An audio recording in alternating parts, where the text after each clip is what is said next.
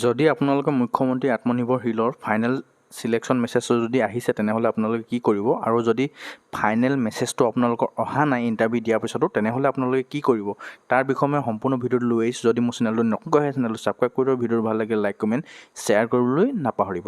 তো বলক ভিডিঅ'টো আমি ষ্টাৰ্ট কৰোঁ। যিসকল লোকৰ ফাইনেল সিলেকশ্যন মেছেজটো আহিছে তেখেতলোকে এখন যিখন ফৰ্ম থাকে সেই ফৰ্মখন আপোনালোকে ফিল আপ কৰি আকৌ অফিচত জমা দিব লাগিব। তাৰ আগতে আপোনালোকৰ 3 দিন ট্ৰেইনিং ল'ব লাগিব আৰু এই ফৰ্মখন আপোনালোকে কেনেকৈ ডাউনলোড কৰিব তাৰ বিষয়ে মই ভিডিঅ'ত জনাই দিম। তো বলক মই ভিডিঅ'টো ষ্টাৰ্ট কৰোঁ। আপোনালোকে ফৰ্মখন ডাউনলোড কৰিবৰ কাৰণে আপোনালোকৰ যিটো আপোনালোকৰ ছাইট আছিলে মুখ্যমন্ত্ৰী আত্মনিৰ্ভৰশীল অসম অভিযানৰ যিটো ছাইট আছে সেই ছাইটত আপোনালোকে লগ ইন হ'ব লাগিব। আপোনালোকৰ মোবাইল নম্বৰটো দি আপোনালোকে OTP হৈ বা আপোনালোকৰ যিটো পাছপৰ্ট আছিলে সেই পাছপৰ্টটো দি আপোনালোকে ইয়াত লগ ইন কৰিব পাৰিব। আপোনালোকে যিদৰে লগ ইন কৰিব বিচাৰে তেনেকৈ আপোনালোকে এই পেজটোত আপোনালোকে লগ ইন হৈ ল'ব। লগ ইন হৈ লোৱাৰ পিছত আপোনালোকৰ যিটো মোবাইল নাম্বাৰ ৰেজিষ্ট্ৰেশ্যন আছিলে সেই নম্বৰটোহে দি ইয়াত আপোনালোকে লগ ইন হ'ব পাৰিব। প্ৰায় মানুহে লগ ইন হ'ব জানে ইয়াত কেনেকৈ লগ ইন হ'ব লাগে। তো আপোনালোকে ধুনীয়াকৈ লগ ইন হৈ ল'ব। লগ ইন হৈ লোৱাৰ পিছত আপোনালোকক দেখাম যে আপোনালোকে যিখন ফৰ্ম আছে সেই ফৰ্মখন আপোনালোকে কেনেকৈ ডাউনলোড কৰিব।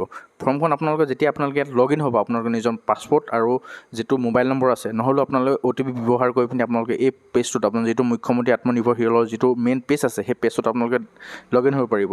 আৰু যদি মোৰ চেনেলটো নতুনকৈ আহে চেনেলটো ছাবস্ক্ৰাইব কৰি নাপাহৰিব। ভিডিঅ'টো ভাল লাগে লাইক কমেণ্ট শ্বেয়াৰ কৰিব আৰু যদি কিবা বুজি নাপায় তেনেহ'লে মোক কমেণ্ট কৰি জনাবলৈ নাপাহৰিব। তো প্ৰথম আপোনালোকে লগ ইন হ'ব।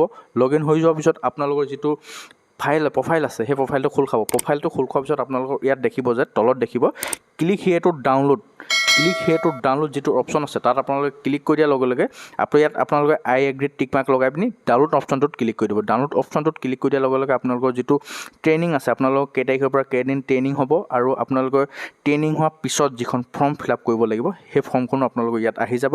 আপোনালোকে এখন প্ৰিণ্ট কৰি ল'ব নহ'লে আপোনালোকে ছেভ কৰি ল'ব। যদি আপোনালোকৰ কম্পিউটাৰ আছে তেনেহ'লে আপোনালোকে প্ৰিণ্টাৰ যদি আছে প্ৰিণ্টাৰত আপোনালোকে ডাইৰেক্ট প্ৰিণ্ট কৰি ল'ব পাৰিব। যদি প্ৰিণ্টাৰ নাই তেনেহ'লে ডাউনলোড কৰি ওচৰৰ কম্পিউটাৰ দোকানত গৈ পিনি আপোনালোকে প্ৰিণ্ট কৰি ল'ব পাৰিব।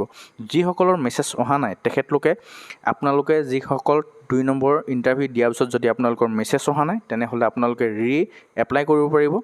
এপ্লাই প্ৰচেছটো বৰ্তমান খুলি দিয়া নাই। যেতিয়া আপোনালোকে এপ্লাই প্ৰচেছটো খুলি দিব তেখেতলোকে আকৌ নতুনকৈ এপ্লাই কৰিব লাগিব।